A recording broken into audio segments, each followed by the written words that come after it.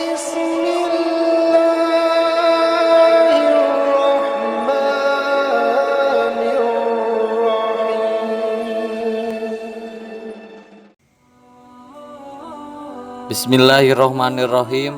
Assalamualaikum warahmatullahi wabarakatuh. Sahabat beriman, sumpah merupakan salah satu cara di masa sekarang untuk mendapatkan pengakuan dan media agar argumen menjadi lebih terpercaya.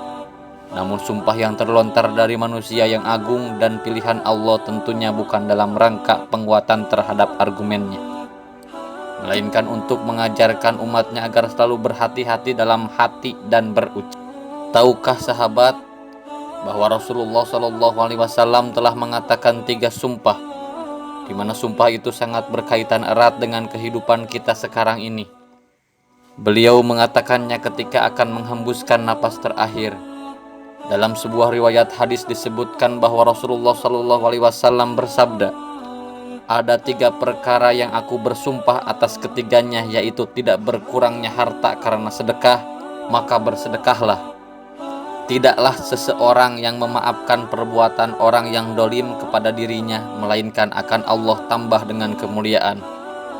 Dan tidaklah seseorang yang membuka pintu atas dirinya untuk meminta-minta kepada manusia, melainkan akan Allah buka untuknya pintu menuju kefakiran." Hadis riwayat Ahmad dan Al-Bazzar.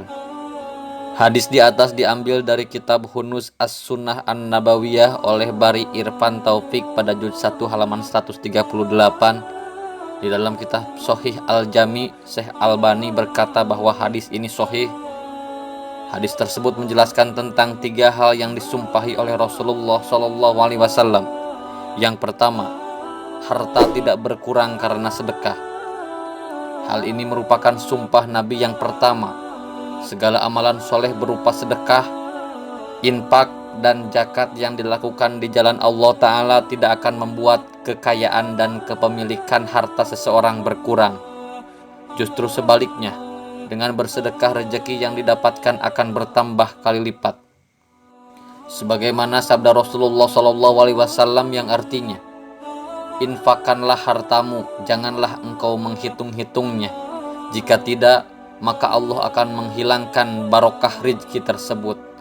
Janganlah menghalangi anugerah Allah untukmu. Jika tidak, maka Allah akan menahan anugerah dan kemurahan untukmu." Sedekah tidaklah mengurangi harta. Nabi Muhammad SAW dalam hadis yang lain bersabda, "Sedekah tidaklah mengurangi harta." Hadis riwayat Muslim. Makna hadis di atas sebagaimana dijelaskan oleh Yahya bin Syarif An-Nawawi rahimahumullah, ada 2 penafsiran. Harta tersebut akan diberkahi dan akan dihilangkan berbagai dampak bahaya padanya. Kekurangan harta tersebut akan ditutup dengan keberkahannya. Ini bisa dirasakan secara indrawi dan kebiasaan. Walaupun secara bentuk harta tersebut berkurang, namun kekurangan tadi akan ditutup dengan pahala di sisi Allah dan akan terus ditambah dengan kelipatan yang amat banyak. Syekh Muhammad bin Shalih Al-Utsaimin rahimahullah menerangkan hadis di atas dengan mengatakan, Nabi Muhammad SAW tidaklah mengucapkan sesuatu berdasarkan hawa nafsunya semata. Beliau bersabda, "Sedekah tidaklah mungkin mengurangi harta. Kalau dilihat dari sisi jumlah, harta tersebut mungkin saja berkurang. Namun kalau kita lihat dari hakikat dan keberkahannya justru malah bertambah. Sebagaimana Allah Ta'ala berfirman, dan barang apa saja yang kamu nafkahkan maka Allah akan menggantinya dan dialah pemberi rezeki yang sebaik-baiknya." Quran Surat Soba ayat 39. Allah akan mengganti bagi kalian sedekah tersebut segera di dunia. Allah pun akan memberikan balasan dan ganjaran di akhirat. Sebagaimana firman Allah dalam Al-Quran, perumpamaan nafkah yang dikeluarkan oleh orang-orang yang menafkahkan hartanya di jalan Allah adalah serupa dengan sebutir benih yang menumbuhkan 7 butir. Pada tiap-tiap bulir 100 biji. Allah melipat gandakan ganjaran bagi siapa yang Dia kehendaki. Dan Allah maha luas karunia-Nya lagi maha mengetahui. Quran Surat Al-Baqarah ayat 261. Yang kedua, orang yang bersabar di atas penganiayaan diberikan kemuliaan. Di antara hikmah adanya orang yang dolim adalah anjuran bagi kita untuk berlaku sabar dan tidak meladeni kedolimannya tersebut. Sumpah Rasulullah SAW yang kedua ini secara tidak langsung akan menjadi penawar bagi orang yang teraniaya. Bukan hanya sekedar penawar, namun kemuliaan tinggi di sisi Allah lah yang ditawarkan. Maka percayalah bahwa Allah tidak akan memandang remeh orang-orang yang bersabar dari penganiayaan terhadap dirinya, melainkan ganjaran besar yang menanti. Tidaklah Allah menambah kepada seseorang hamba dengan sikap memaafkan melainkan kemuliaan. Hadis riwayat Muslim. Sebagaimana firman Allah, barang siapa yang memberi maaf dan melakukan kebaikan, maka pahalanya di sisi Allah. Quran surat Asy-Syu'ara ayat 40. Yang ketiga, meminta-minta merupakan pintu kefakiran. Islam mengajarkan kepada umatnya untuk mencari rezeki dengan cara yang terhormat dan mencela budaya meminta-minta. Oleh sebab itu, Islam memandang mulia orang-orang yang berusaha mencari rezeki secara halal. Dan sebaliknya, bila mendapatkan harta hasil usaha mengemis bukanlah sesuatu yang patut untuk dibanggakan. Bahkan Rasulullah SAW sendiri pernah menyebutkan bahwa seseorang yang membawa tambang lalu pergi mencari dan mengumpulkan kayu bakar, lantas dibawa ke pasar dan dijual, kemudian uangnya digunakan untuk mencukupi keperluan diri, maka hal itu lebih baik daripada orang yang meminta-minta yang terkadang diberi dan terkadang lagi ditolak. Dari Qabisah bin Muharrik al-Hilali radhiyallahu anha, ia berkata, Rasulullah SAW bersabda, "Wahai Qabisah, sesungguhnya meminta-minta itu tidak halal kecuali bagi salah satu dari 3 orang.